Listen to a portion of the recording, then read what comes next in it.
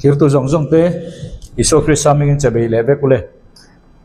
zirlai kan naya chen kha zirlai tam tak kan chun zom thei lowa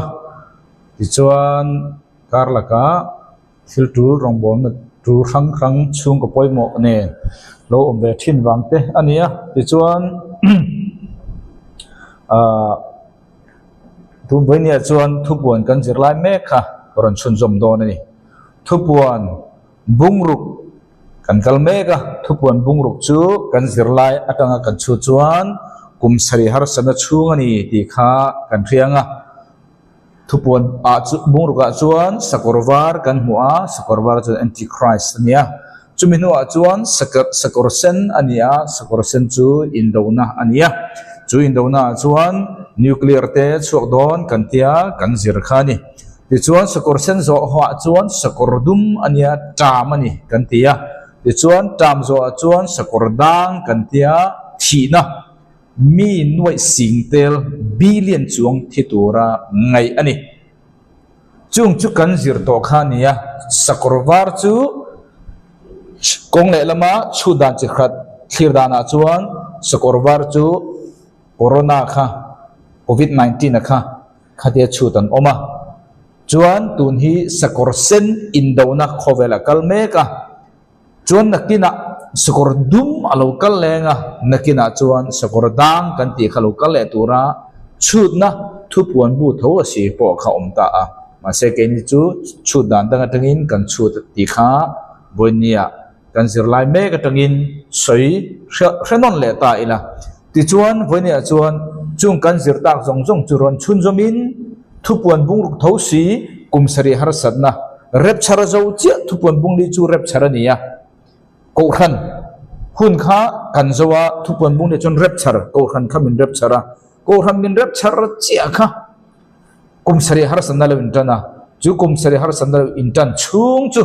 tunai kan zir me kha niya chu chu alema kan fia the turin ti hian oma ti chuan hun nu nung ko khan rep char hun ani ti kha kan zir mek om boka ti chuan kumsari har sana chunga boinia po chan damna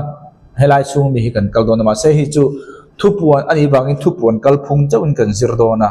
a chung thu detail ero chu enge chan damna eng pian nge ti ero chu a khan pa in ko khan hi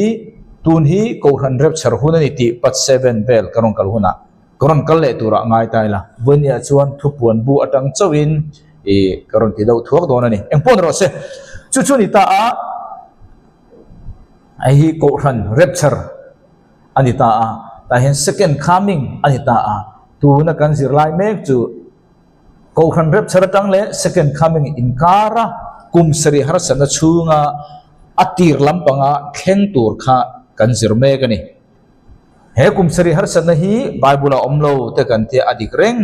7-year tribulation ti Bible om niya no mase zakopa mang an nati in Bible chun minga pe a Daniel hapta somsari nati khan minga pe boka create all natan 7-year tribulation kumsari har sanatia ming pe ka khani ti khan kan create the kan ding chu chu lo ni ta a ti chuan bunia kan subject tur ne na ingkung kai thosi nakina thi kopa sual na ti Bible khan zohana le khaton pakhan na bunga chang som pasari bela sual kha oma thi kopa sual oma thi kopa sual na lo kha oma chu nakina video ko ran siam do na chandam na chungchanga chu Bible kan than lo ba ne then khat tam tak chuan sual hi thi kopa sual oma thi lo wa sual thi lo thi na thleng lo khop sual om kan te sual hi kan phel zai sin le zual ta a khoi chin hinge thi na khop sual ati chu chandam na bo na ti kha kan thriat thiam dan khania chandam na bo na khopa sual om chandam na khopa bo chandam na bo khopa sual om lo ti kha Bible thon kha johana le kha thon panga na bunga chang som pasari kha kan riat dan ni khan ka ria a chu da chun ani le engchin chi hinge chandam bo khopa sual na chu ti la tu man kan thefia the chuang lawang sual kan ti dan bi hian ang tak lawa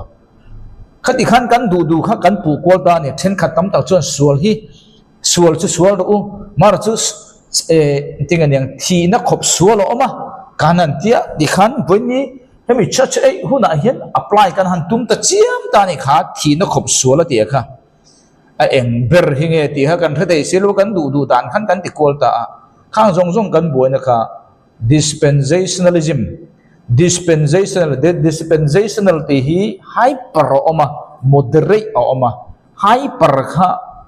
eng ma hi hyper re fungai lo moderate dispensation ti ka soi piang in moderate alai hol kal zel khaniang alai hol kalit ka ti chu bible ina alai hol kal ang che hyper ti chu thil re hyper kan ti chu i extreme ni tu re eng ma fu thailo chu bangin dispensational la po extreme ne lovin moderate one kha culture ni chu bangin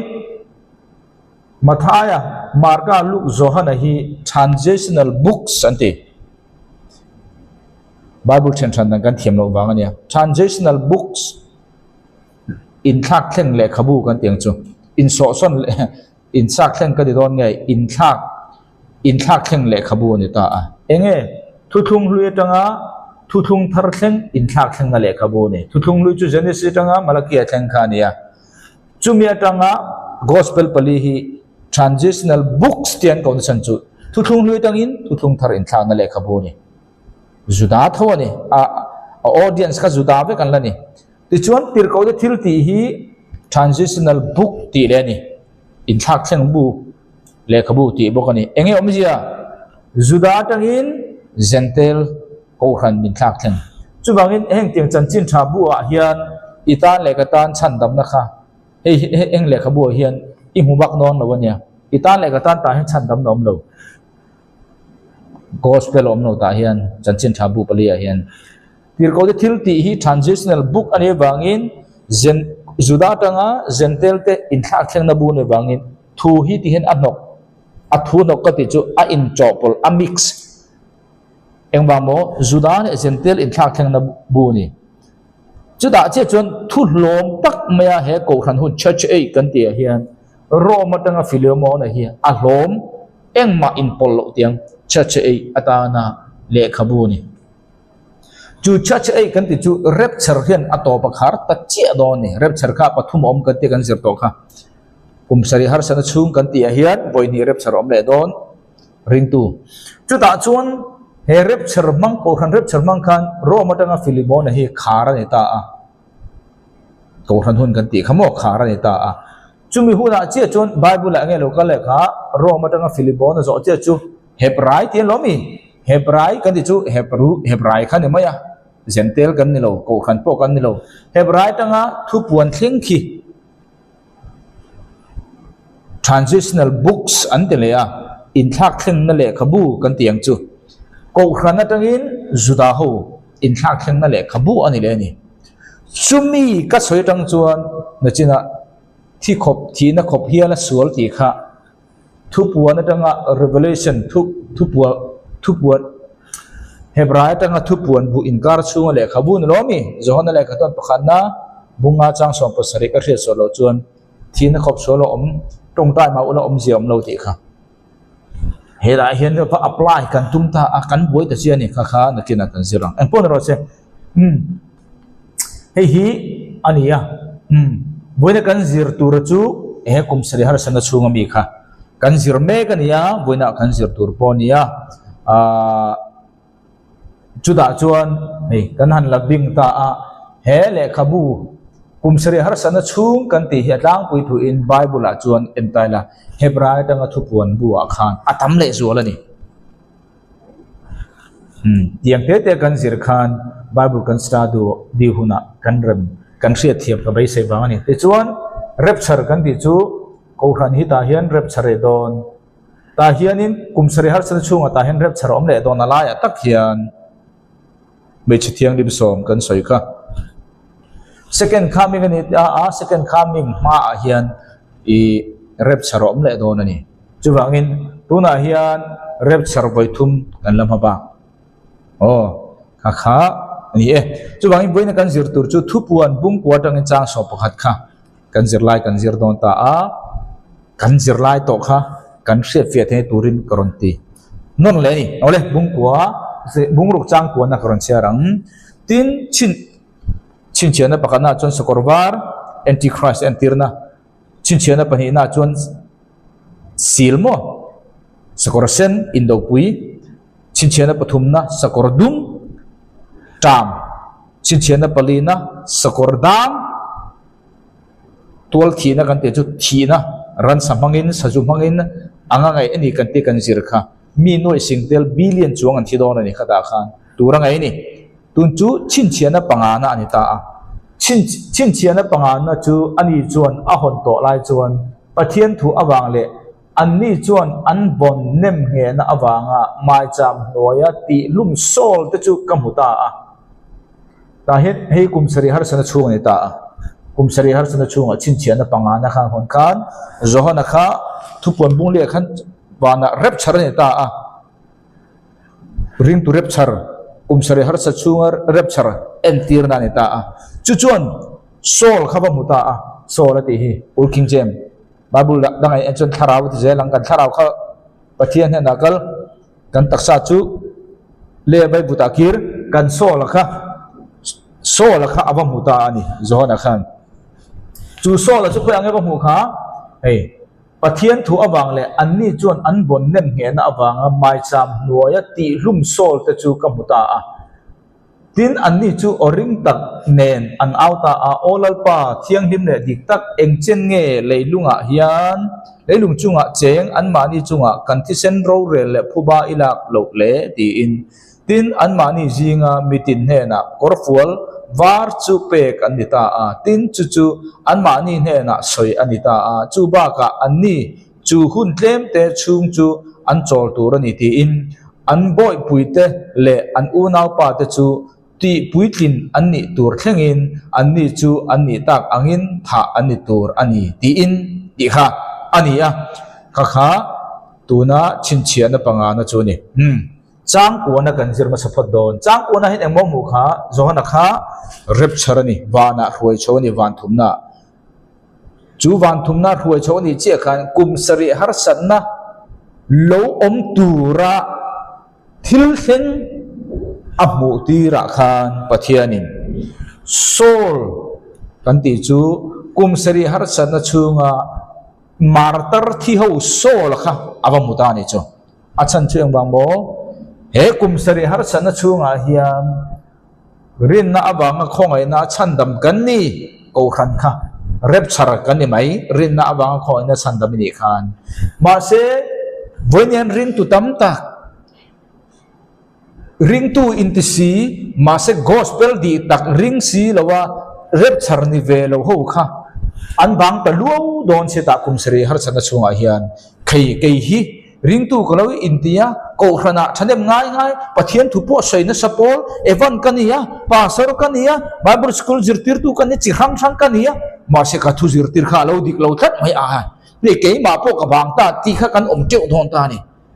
ko ran ho dik tak mai krisa thi na thi krisa phuma rol om ve krisa thi thorwala thowa krisa rola van mu thu te ti ring tu ho kha lorang vek don khang tiang pom lawa thil ti kan ti tur ani dan kan zom poimo chi sang i soi pathian fa pa ni ti vela lo om ho khan ba ta don chu vela chen ke ni kha kan tel ve tur kan hi kan tel lo ti he lai vela khan an chi ai zo don ani ko khan om don ma se krisa mo wan ni to lo krisa taksan ne lo ring tu in hlom khom chau khan ni ma se ko khan tia ko khanga ya ma se krisa mo khan ne lo local church chau ani kan ri them thawang chu wangin chu ho chuan etika ni ta ang kan lo si lo an tinga an dam chung khan krisa ta la thi le mar tar khan huam to ni achan chu ang ba mo pathian thu khan ria tu na po a soi pon soi ring tu pon ni an ma ni ngai da na chuan ma se krisa thi na krisa phu mo oma krisa thole na khan ring kat si lo chu lor ji an tel ta lo ta a chung ber chu alau thong an ta eng po ni ro se ti in antichrist te khowela omin in do na te le christian ti du da na khame kar khan na satonia ma se eng kim khan ngam vek asan chu ba mo voi khat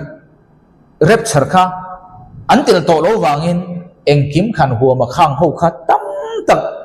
martar thi khat om don ta ni pathian thu awang le an ni chuan an bom nem nge na wanga mai cham nuaya ti lum sol te chu ka muwa ti kha chung ho chuan chu wangin hemi chung a chuan rin na awanga khoi na chan dam ti khai to lo hemi chung a chuan hun kha thla ka ni dispensation kha thla ka ni new dispensation nei dei to dispensation ti chu enge kan ti chuan in op na thak thleng ni to helai chuan ko khan hun ani in op na khan ma se chung jong jong chuan lor che chu hun thar lo thlenga ro rel na hun kan tiang chu judgment pathian thing urna lei bu na hun lo thleng ta helai jong jong a isu beram no anga kan hu nun nem em kha he ta chuan ron thap tu to ama chung isu thoma ni se mi ring ang ma se ami zia thla engbang mo hun an thak thlenga wang in chu ani ta ke wang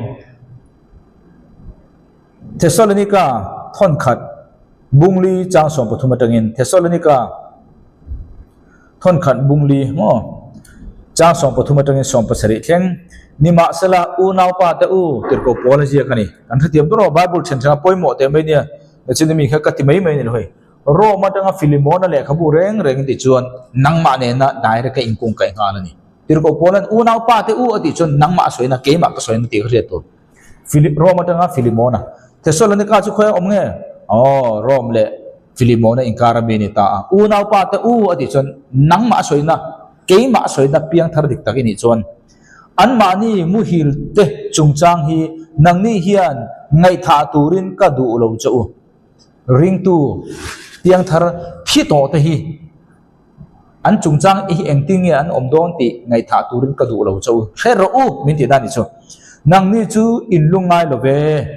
chu wangin in u naw in Christian u naw in pian thar pui in ko han pui te thi ta te chungchang khan lungai su an tinge an omdon ti hi khe ro u chu wangin thi na ti kha video ka siama then khatam tak chon Bible ain ko ran doctrine an poimo zo wangin an ko ran doctrine atangin min te pon mai the then ka chon an ko ran doctrine kha Bible nen an bil lo wangin an lom lo ta chu wangin mi ko ran doctrine lom zong soi ko tum lo Bible doctrine soi ko tum chu wang chuan in ko ran doctrine kha anol ngam huna nol ro Bible kal chon chu tun hi chung tiang soi hun chu ni chu wangin midang be se na reng nei lo te angin eng wangin nge chi nu pia lam a eng ma om to lo tur ang mai a be se na nei ve lo te ang maya nang ni ring tu te si hi in u naw kalta thita te chungchang kha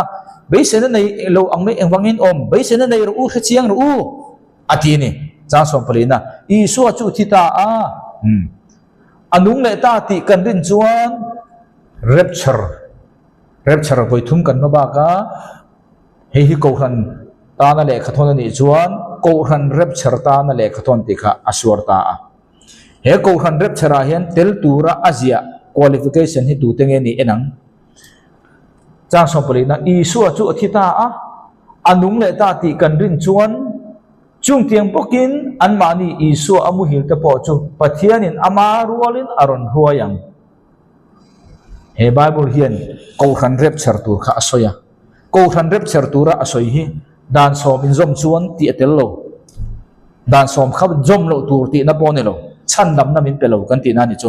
rapture min theng tir lo rapture tel turin qualify na min pelo Isu hi pathian fa pa ani ti in din chuan ti pone bok lo Isu hi pom ro ti po han di bok lo khang song khan no tur chu ni lo ma se khami level a khan tu ma van rapture jinga khan min tel tir phalo chu bangin rapture jinga ring tu ko khan ti Bible asoi jinga member ni phatura min khen tir tu om chun chu Isu hi kan sual the bang thia phu mi no oma ni thum ni a thole ti kan din chia hian chu chuan ko khan ti Isu mo Christa taksa rapture jinga tel tura min khen tir pha chumi ani lo reng til dang ka chu atha ma se ko khan rapture jinga itel phalo ani kha khami ringot chuan juju ne voine kan sir chan chen tha hi chu bangin Isu hi pathian fa pa ani ti irina ti khanelo Isu hi athia anung le ta ti kan rin chuan จุดเดียบพวกนั้นอันมานี่อิสุบุหิลเตปอจูปะเทียนอามารัวลินอรอนพอยอย่างอามารัวรอนพอยตัว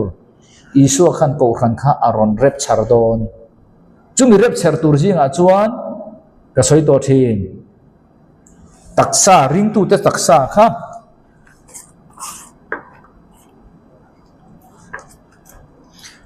ริงตูเพียงทาร์จู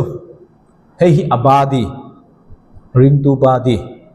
สัวละขัดที่ง่ายอาทิโลเวปอนตีดังลำง่ายค่ะนี่เร็บชาร์กุนะมาเสียอิสุนัตันอาทิเซรินครอเซียอาจารย์โตมันเป็กเวกโตอันนี้จีง่ายนุ่งดำกันจวนเร็บชาระตีดังลำมันยังกันที่จวนนักกินดาทอเลยนะอินกันจังบุกังริงตูเฮียริงตูตักษาที่จวนริงตูตักษานี่ตาอาชูงาเฮียนเฮียอสอลเตียงเฮียอัทราวเตียง sorry เฮียอัทราวมีริงทราวที่จวนเฮียปะเทียนทราวเทียงลิมที่จวนเฮียมีริงโซลที่จวนมีริงจูที่ข้านาโลอมตามีริงกันติจู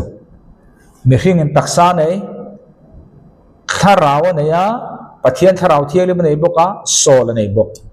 ริงตูเพียงทารจูจูเวลมีริงที่กันติจวนเฮเลขาเลเสียมันตักษาขันเลอากีรา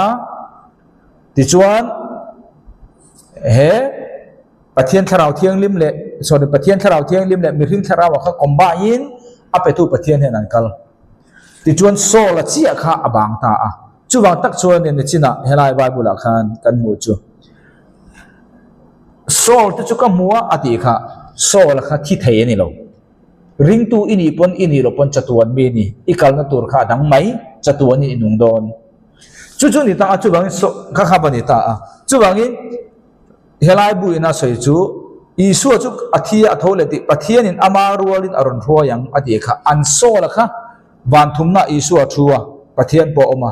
จู่ตะกะจู่เร็บชาร์ตูรินอรุณกัลตาอากอรันมิรันช่วยโดนะอโมมิรันช่วยโดนะที่เขา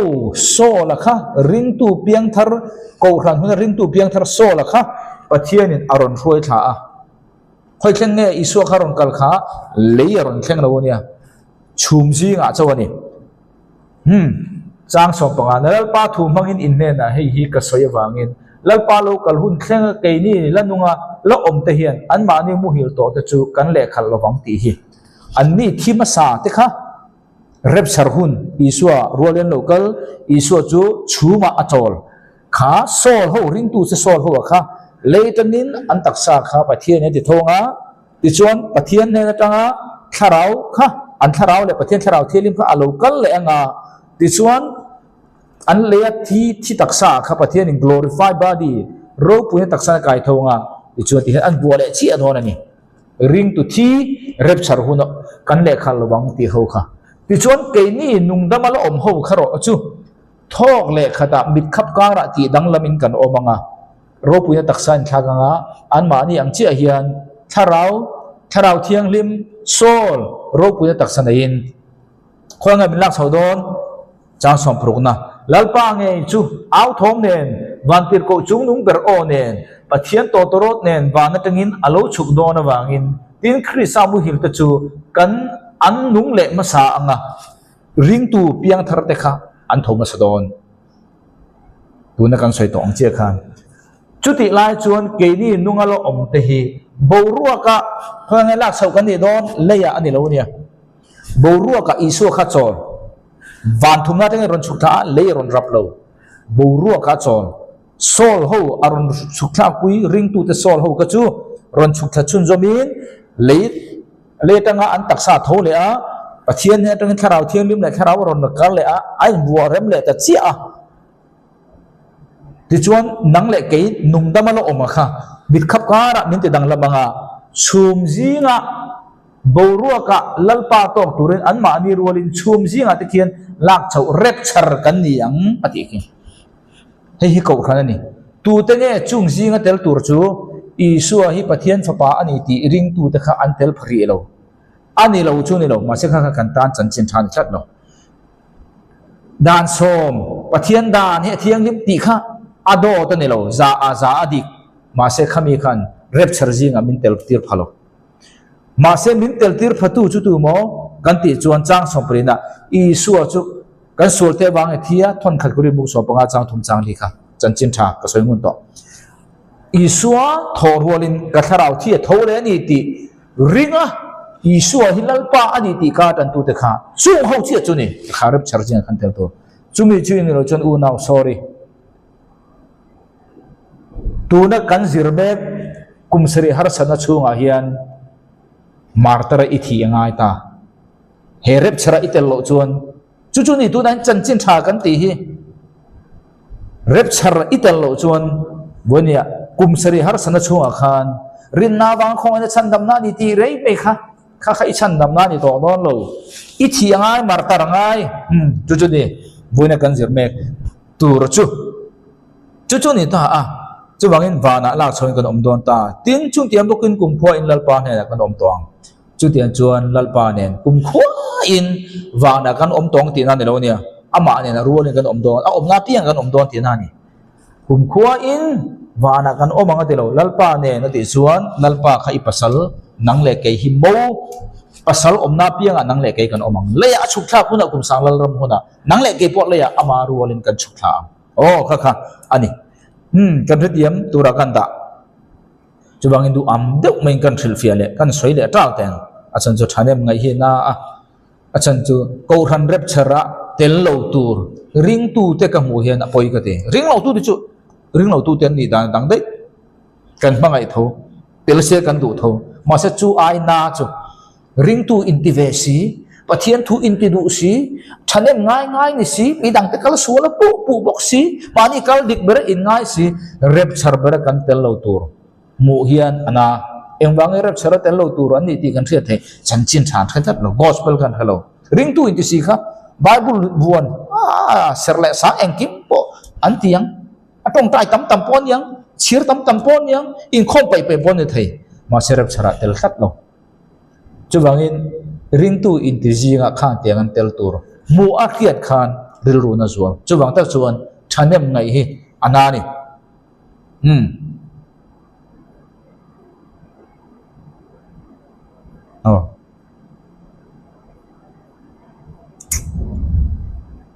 chuwangin helai mu a chia kha chuan lutan martar kha chia kha chandam rin na le thil ti ni dei to ta chon voini ang hian thamuang takin pathian thu izir heu to bon reng lo mi chunga hian hun khal limit ani dar kar tin kha hun dang lam i chandam na kha bo thei le ngal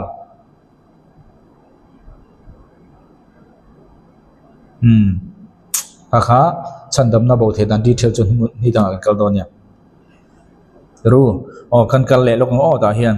ta khani ta chu bangin nang le ke chu ta hian lak choin kan om ta krisa ro rel na thut thlenga kan thil ti te angin pathian in loman ni pe ta la lukhum chinga kum thum le achan ve thleng kha ta hian loman pe ka ni wana chuan chu ve le chuan helai hian rep charom ve ta helai ring tu om ho kha ta hian rep chara khan aron tel ve ta khang ho kha mi thiang lim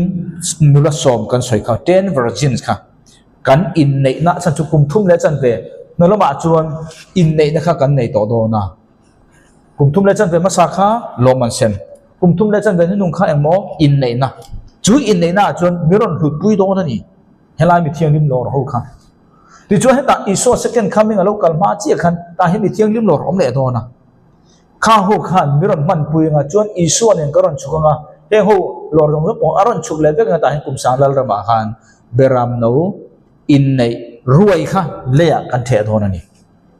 chuan kum thum le chan ve ma sa kha loman sem kum thum le chan ve nung kha in nei na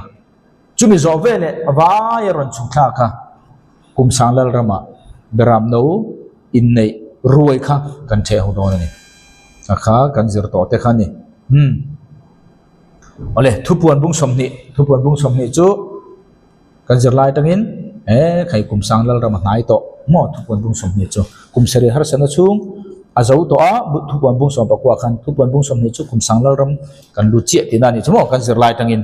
tu na kum sang lal ram ka ti na lo kan zir lai tangin thupuan bung somni chu kum sang lal ramani chia siarang tin van atanga van tir ko lo chuk tha ka muta a ama ko ta khor khrum mong nei lo cha bi le khai diat lian pui nei chungin tin dragon chu ma sang rul pui chu ra chu ma sang rul pui chu ani chuan amanta a chu chu diabol le setana ani tin ama chu kum sang khat an phur ta a chu bangin kum sang khat kan ti chu millennial kan ti mai ni millennial bible omlo kan ti chon adik ase latin tongin kum sang khat kan ti kham millennial an ti bang ania kum sang khat an ti point millennial an ti point chan chu ko dan kha chang thangin zirna tangin an ko bang ani bible a chon om bek thomo chu bangin kum sang khat an phur ta a tin ama chu khor khrum mong nei lo chunga apai lu ta a ama chu akhar khuma ama chunga chin chiana abuata a ani chon ramte abum to tur ani lo kum sang khat chu ti puithen ani ngei tur thlengin ti in tin chumi nuwa chon un rei lo te chung ani chu phel ani tur ani kum sang dal ram kha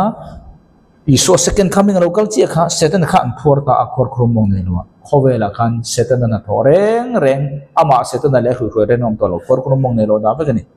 ma se mi khing kha sual kan nei lo ti na nei lo mi khing taksa khan sualin khat nga da ma tangin kha chu riat ngei ngei ti chuan chang le na tin lal thu thleng te ka muta a tin an ma ni chunga an ni chu an thua an ma ni ne na ro re na chu pe ani ta a tin isua khiat pui tu awang le pathian thu awanga lutan chum an ma ni sol te ka muta a hi kolami mo hi ka muta a tin an ni chuan ramsa chu chibai an bu ngai lo hi enge soi kha ramsa chu chibai an bu ngai lo ti chem ba mo kum sari har sana chunga ring tu te sakol chibai bu ve du lo tu te amalim chibai an bu khek lo an chalte a emo an kutte a emo chin chiana an dong hek lo tin an ni chu an nung ta a tin kum sang khat chung khrisa nen ro an rel ta a khoi angen ro an rel wana nge leya then ka tam ta chang kum sang khathir wana an tia eng bible chang nge an ho eng ting nge chut kar halo ma se eng wang wana chon ro kan varel le ang lomi anita chu bangin he sol hi eng tu te nge achina kum sari har sana chunga martar an omang kan ti kha kha martar ho kha khoi angen thodon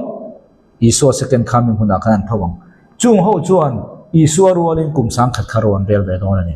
am se dro kum sang khat chung khrisan en ro an rel ta ani nima sala kum sang khat chu ti puikin ani thangin mithi te jinga abang jong chu annung le khilowa hei hi thole na masa chu ani thole na masa chanvo nei tu thole na masa hei thole masa ka mudro thole na masa bible hian bible thole na chisiri ti kha video ka siam to a bible hian hei hi thole na masa chu ani ti chu engchen nge kan ti chuan thole na masa tan bible han kan ti don lok o thole na masa ti chu thuthung lui tang hen ka kal mai to thuthung thar hen kal mai don achan chu adam atang kal ta ela adam khan bible hian chanchin tha chi rang rang om chanchin tha pakha cho bible om lo ti hi riat tu then ka chuan thuthung lui ring tu te khan isu lo kal don ti en ringa keini boinia ko khan ni chuan isu kan ta na lo kal to ti ringa ti khan an tia ka bible pakhat ma om lo chu bang dispensation lo salvation ti po video upload ber to nakina po kan zir thalang nakina kan zir tur chu dang deu hek mo lak toy empon ro se thuthung lui ring tu te zong zong kha an mani gospel ang zel ring tu te kha tu ma wana an lon thei thelo isu ti se chu lo wangin ma se paradisian om ta veka toy zong ko soi isu kha thina tanga thoma saber ani thole na pakhat na isu thoma saber apani na chuan thuthung lui ring tu te an thol apani na chuan thole apathum na chuan ko khan hi na kina rep chara minidon chumi ma in na china thole ka ti kha ring tu he ko khan ring tu khan thole na pathum ti chuan thole na pathum mani ta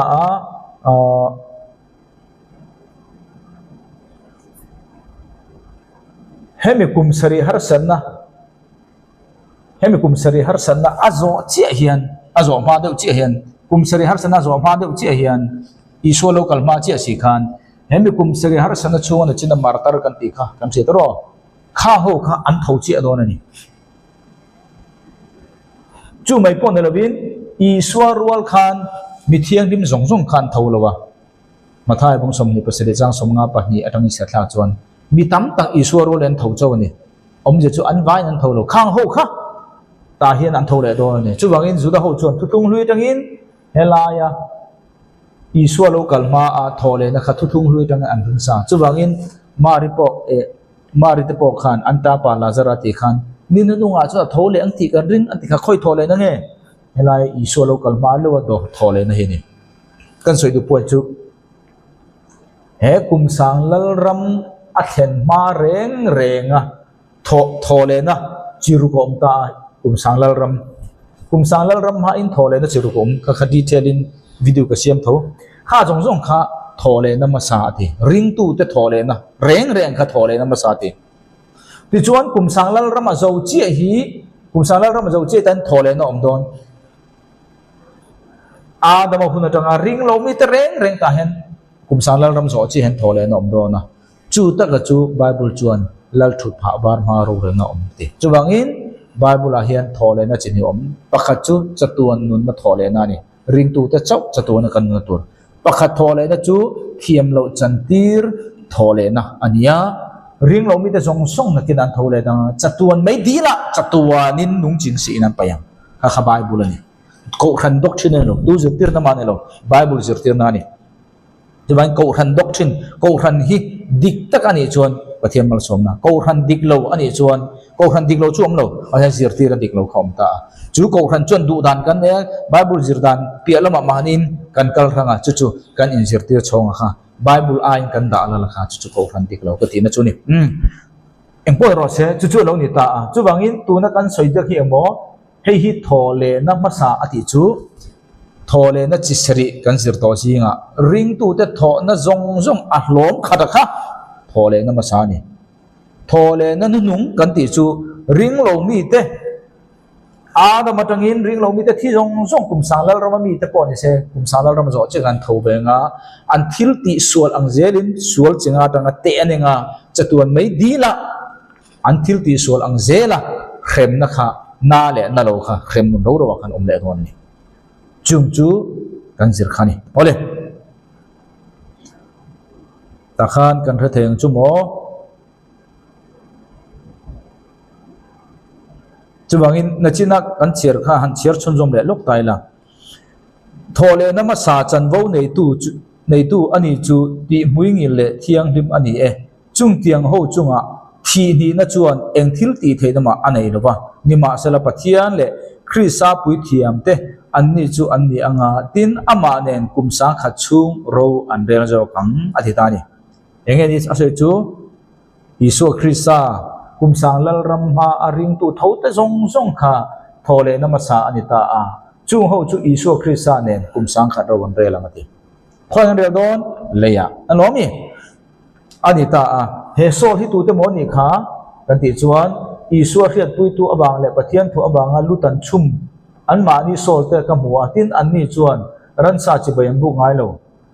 อามาลิมจิบยันบุกแห่งโลอัจฉริยะเตอชินเชียนะจารุกสมบุกปรุกขโมยสวยนะอันชุ่งง่ายแห่งโลวันตาแห่งโซลหูยจู่คนยังเอ็นทีคลายข้าโลลังโดนให้คุมสริฮัลสนะเอ็นทีคลายจู่ตาเห็นล้อมีเอ็นทีคลายจู่อโลอินลาร์นะตัวจู่คุมทุ่มเลจันเวลัยตะกาเฮียนี่ตาติเต้นติเจียวติเต้นอมกันตีค่ะข้างหัวมาร์ตาร์เทียวเฮลัมจงมาร์ตาร์เทียวค่ะอันทวงเฮลายเฮียนทุกลุยที่ริงตูอิสวารวลินตั้มตักอันทวตัวและทวลูบางเขาเนี่ยค่ะแต่อันทวงกุมสังข้าอิสวเนนเกนี่เขาเนี่ยกูขันอารมณ์เขาเนี่ยค่ะกุมสังข้ารู้กันเรื่องนี้เขาอยากบอกเลยจู่millennial the millennial reign of Christ อันที่จู่ลงอยู่ตานี่จู่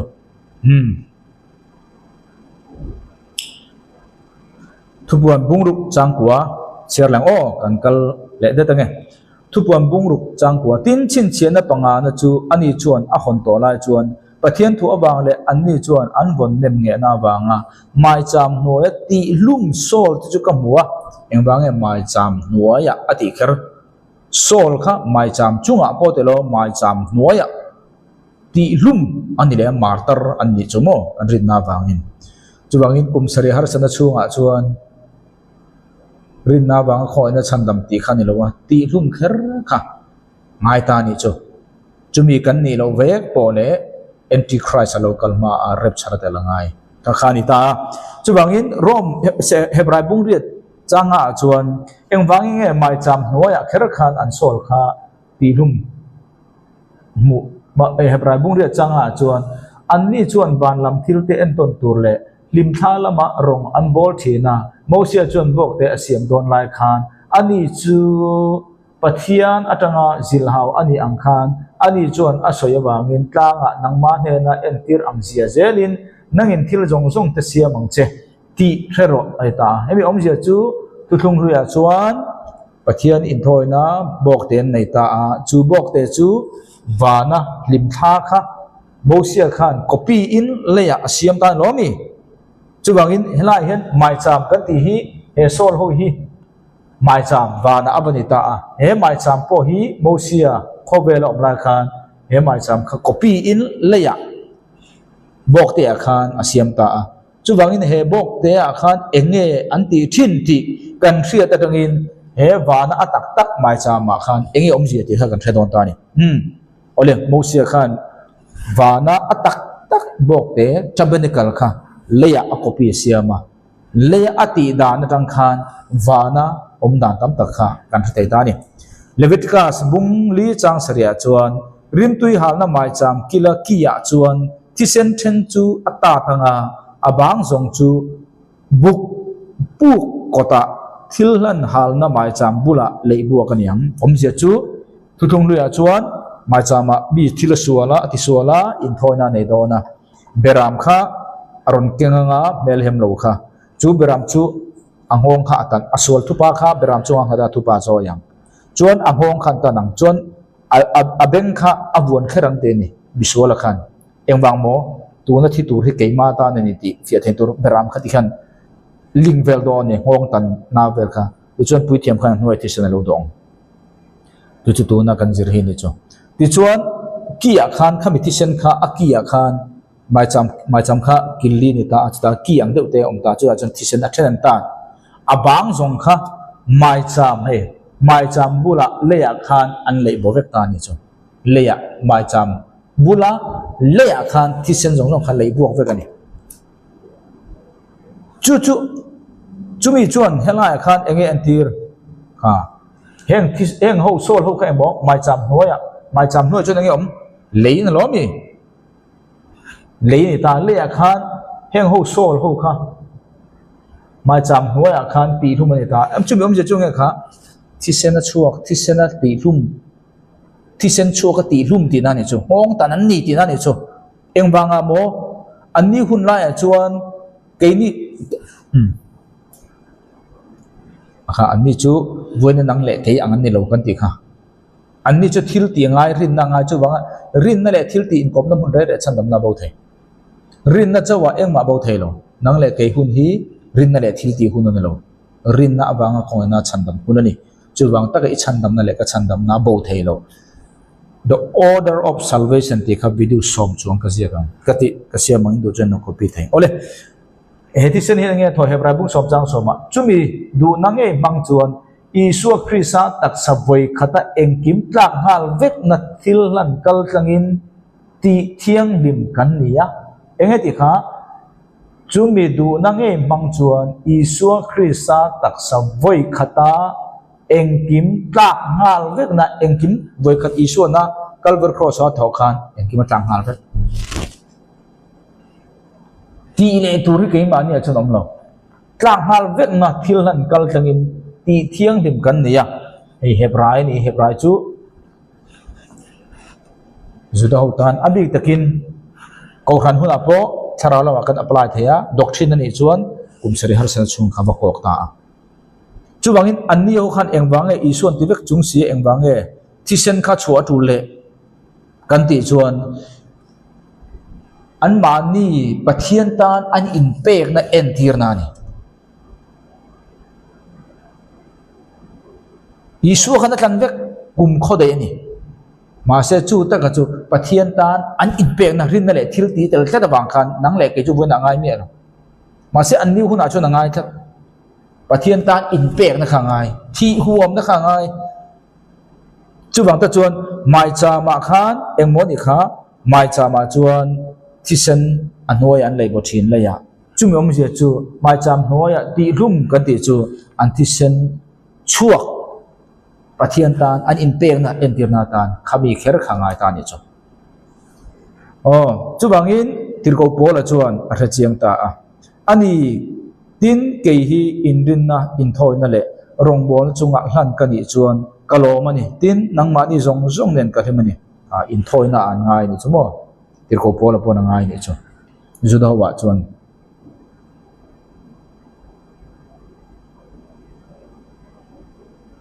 ole thupuan bung ru chang som chu chon thupuan bung chang som ron thoi ka le ta chu tuna khan kumsari harsana chunga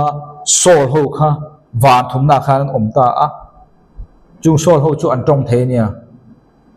then ka tam ta khen sol kan ti hian engmo lungtum ak mai hian kan ngai chi ton thulom pe a teu lo I fing dek deu don I riat na kha a fing deu don tuna po an tong le thupuan bung ru chang som tin an ni chu oring tak nen an auta tunge oring taka au hi an taksa ni lo an sol kha au mio sapa le lazar kha endo an au an tong I sol kha tong thei kha I sol kha lom khrem hu na thadon chan chin tharin lo juan chan chin tharin jon chan dam ani don atong the he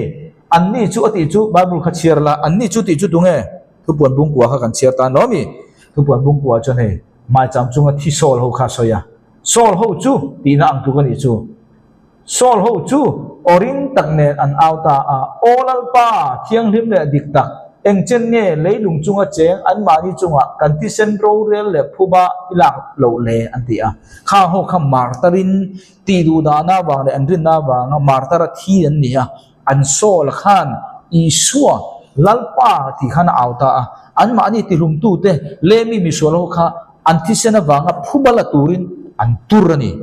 so wangin mi ring kan thi hian lum angamo lungtum ang me mo eng mo thalo kan ti tu ri chan dam ni po cha um lo mấy dil po eng ma tlak po thom chong lo ni ve mấy hi eng wang kan lo tu lo chung tiang ka kan thing ni son pathian po ti ngai nei ne mai lo mi ma se chu bible bin sir tir dan ni tat lawa I sol ka chatuan me ni atong thai a ria eng kim a ria ta hian bible hian boi tam ta ka soi chu ni ta chung ho chuan enting a ti kha ti lum an ne wanga martar thian ni wanga ti lum tu te phubala tur khan isu kha an nor ta a ta hian an nge ti olalpa ani ta ni lalpa kan ti hi greek tong chuan enting an ko ka ti chuan curious an ti curious ti chu master ani lo pole owner ti na nia ma se hemi lalpa kan ti hi greek ka hemi curious hi banglo enge man kan ti chuan disport 8 chi mang ti disport 8 chi hei hi mang ta a chumi om je chu nge kan ti chuan thil ti thei na pam kim ne na ro rel tu ti na ni a chan chu isu khan cross ya khan aman le khajil kho ma kan le lo le khajil ka pathian ne na mi kha isu khan na la to a chulai le khajil an hong kha leilunga a chan bo zong kha ata ve kani cross ya khan a kan vek to ama ta ni chu ama ta chu ron la tur ani ta a thil cham taka wang khan ron kal thai lo chop khani setan a kala hlau ber ring tu tam tak po chu kan hlau eng wang mo kan hre chian lo wang anyang tru chu ni ta a chu wangin isu kha adu du huna a local thai ringot lo kan hre tiam tro isu a local thai ringot lo kan ti chu second coming an o kan soi rep chal kan kai to kan zirlai tangin tu ni second coming kan lut me akara rep char voi ni lom chu wangin phubala turi isu khan nor achan jeng wa mo thil ti theina fam kim ne na ro rel tu ti na ni curious ti mang lovin desperate among ta a chang som pakhat na an ma ni zinga thupuan bung chang som pakhan o an ma ni zinga mitin ne na korfual var chu pe kan ita a korfual kan ti chu felna ko krista felna khape kan ita tin chu chu an mani ne na soi ani ta a chu ba ka an ni chu hun tlem te chu an chol turani ti in an boy pui tele an u naw pa the chu ti puitin an ni tur thlengin an ni chu an ni tak angin tha an ni tur ani ti in enge he babul he soi hun te tem chung chu an chol turani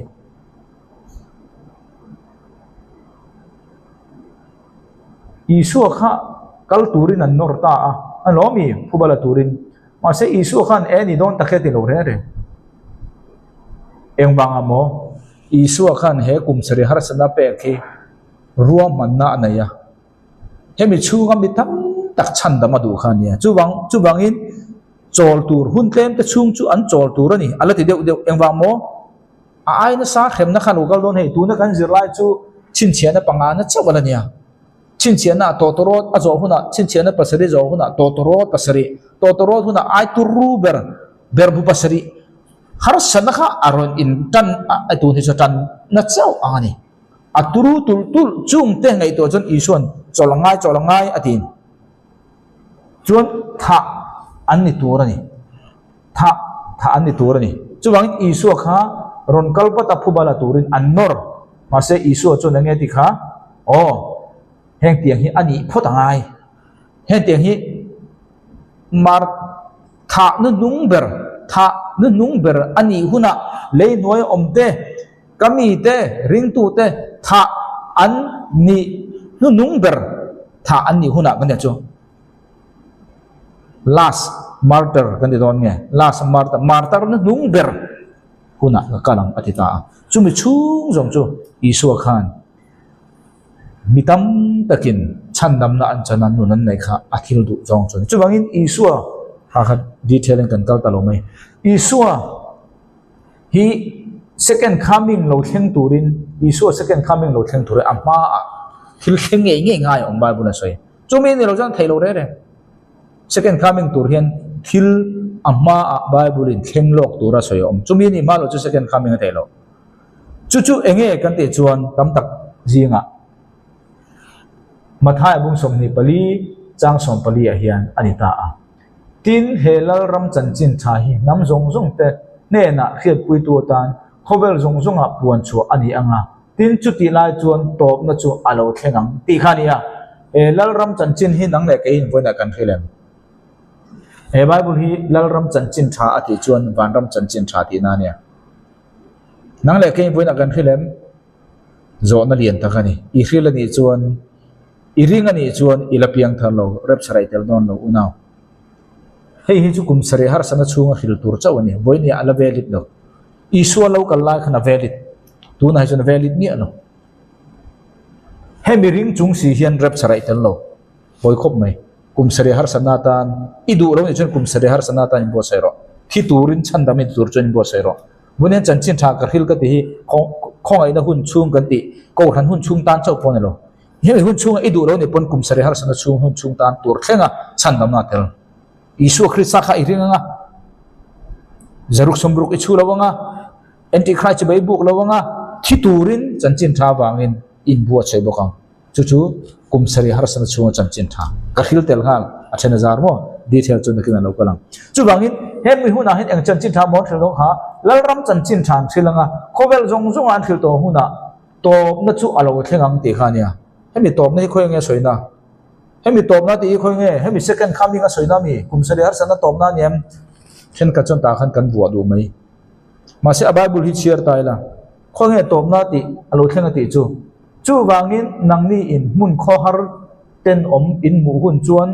mun kho har ten om in mu chuan zol nei daniel amanga soya kha mun thiang lima ding chu tu po achira piang in lo kha thiam ro se chu ti la chuan anni judaya om te chu tlang chunga te tlan chero se anita a chu wangin hemi top na chu ti chu e bible context hian entaila mun kho har ten oma in mu hun chuan ati chuan tunge antichrist kha alomi chumi om je chu antichrist chu ta hian ne kum sare har san la ya chi khanania antichrist chu mun ko har alon ni chi adon chumi om je chu top na ati kha e ma jong chuan lalram chan chin tha kha zalen takin an khilang zalen takin tume o khil thei niang ase antichrist ron lang chia kha top na kan ti chu ta hian temple a te khan in thoi na siam thei to don lo nia hei ma jong se temple a te thoi na siam don juda ho khan ma se top na ti chu ta hian top che don eng chan chin thang en thil dong kha lalram chan chin tha tu na hen lalram chan chin tha ka khili ti chuan hemi chung hi lo mang advance der to ti na ni cho chu ni ta a chu bangin boina kan zir thei chu kha ani phote chu bangin hemi top na ni ta a bum thum le chan be lai taka khan a top na ti khan a soi chu ni a chan chu mi huna chau chu ne daniel na soi lo desecration of the temple kan ti tiau tu ten om kan ti kha kum thum le chan be lai chu bangin su da ho song kha in om na huna pa nga tan cheru ati kha helai hian tan chedon hei nem kum seri har sana tan na helai tu chon in rem na siama kum thum le chan ve chung kha ama sa kha in thona zalen ta kan nei ma se